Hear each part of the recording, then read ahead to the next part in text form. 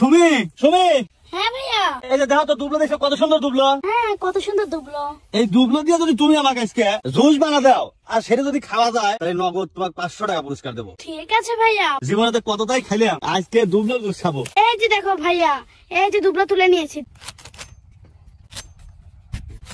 ভাইয়া। এবার ভালোভাবে ধুয়ে নেবো। কচি কচি ঘাসগুলো নিয়ে নিয়েছি, শেষে দিয়ে দেবো চিনি।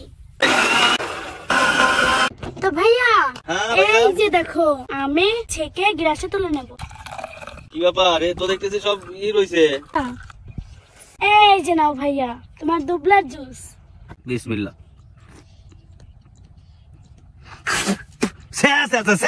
এই কি জুস? এই জুস বানাইছো তুমি? এই জুস না খাওয়া যাচ্ছে না গালে নেওয়া যাচ্ছে।